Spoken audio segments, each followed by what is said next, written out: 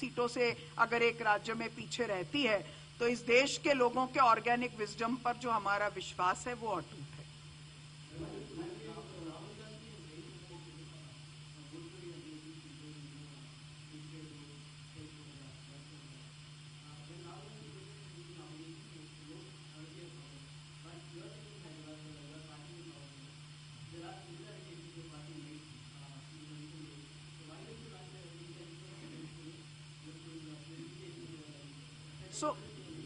So we fully believe in taking everyone together and setting the electoral revising the electoral roll, and it is an ongoing process. You know this very well कि BLO के जरिए और BLA के जरिए ये ongoing process होता है। हरियाणा और महाराष्ट्र में जानबूझकर एक पार्टी को पूरे इलेक्टोरल रोल्स दिए नहीं गए, ऐसा पहली बार हुआ। ये भी पूछा जा सकता है कि आपके पार्टी के इलेक्शन एजेंट्स क्या कर रहे थे, BLA क्या कर रहे थे। सवाल ये है कि अगर एक सिस्टम ने बेईमानी करना तय किया तो ये परिस्थिति पैदा होती है कि आपके पास तो सही लिस्ट ही नहीं है जिससे आप माप मिलान करके देख सको कि ये सही है या नहीं है। वो परिस्थिति पैदा हुई हरियाणा और महाराष्ट्र में। बिहार में हम उससे ज्यादा सतर्क हुए क्योंकि हमको पहली बार पता चला कि इस तरह से वोटर्स एक लाखों की पैमाने में डिलीट किए जा रहे हैं।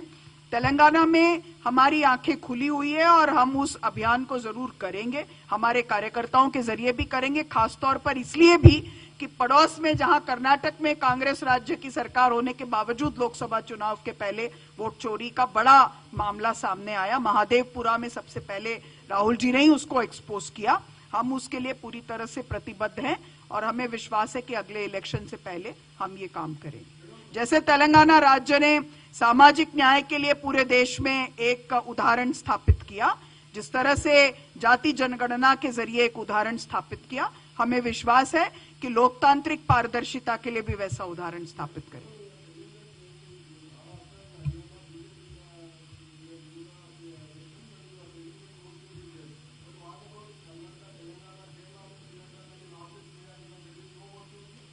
कर्नाटका के महादेवपुरा में तो वोट चोरी का मामला सामने आया है ना। असेंबली इलेक्शन का सवाल नहीं उठ रहा है। जिस इलेक्शन के बारे में लोकसभा इलेक्शन से पहले अगर वोट हटते हैं, काटे जाते हैं, विधानसभा इलेक्शन में वो वोट रहते हैं तो कुछ मामले सामने आते हैं ना। उसी तरह 2024 के लोकसभा चुनाव में एक असेंबली सीट में कुछ लोगों को वोट करने का हक मिलता है, जैसा कि हरियाणा के इस सीट में मिला है, और विधानसभा से पहले उनका नाम वोटर लिस्ट से कट जाता है, तो ये कुछ कहानी कहती है। सवाल वो हो रहा है, मैं आपको उसका नाम समेत अभी लिस्ट में आपको बता सकती हूं कि वो कौन लोग हैं जिनको असेंबली इलेक्शन से पहले जिनके वोट कटे और लोकसभा इलेक्शन में उनको वोट करने का मौका मिला। मैं आपको अभी बताती हूं। हाँ, 3.5 lakh voters were deleted before Vidhan Sabha elections in Haryana. वो सब लोग यानी 3.5 लाख लोग लोकसभा चुनाव में वोट करते हैं और एक पार्टी के तहत एक परिणाम आता है। सवाल ये नहीं कि उन्होंने किसको जाकर वोट किया, वो गुप्त मतदान होता है, वो किसी के भी मतदाता रहे हो सकते हैं, लेकिन 3.5 लाख वोटर अचानक लोकसभा और विधानसभा के बीच में कट जाते हैं, ऐसा तो किसी भी प्रदेश में नहीं हो सकता।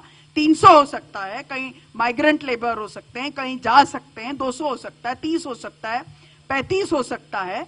लेकिन सबसे पहले जब महाराष्ट्र में 5 बजने के बाद लाखों की संख्या में अचानक एक ही घंटे में मतदान हुआ, तब सबको लगा कि कुछ गड़बड़ हो रहा है और उसके बाद ये इंटेंसिवली खोजबीन करने की कोशिश की गई और राहुल जी ने ये मेक श्योर किया कि जब तक हर चीज का सबूत उनके हाथ ना हो वो कोई बात नहीं करें। क्यों? क्योंकि हमारा लोकतंत्र पर विश्वास है। हम नहीं चाहते हैं कि लोगों को हम भरमाएं, हम गलत जानकारी लोगों के सामने पेश करें। तो जब तक ये सारे सबूत हाथ में नहीं आए, हम में से किसी ने आपके पास आकर के बातचीत नहीं की। उन्होंने भी विपक्ष का नेता होने के नाते बातचीत नहीं की।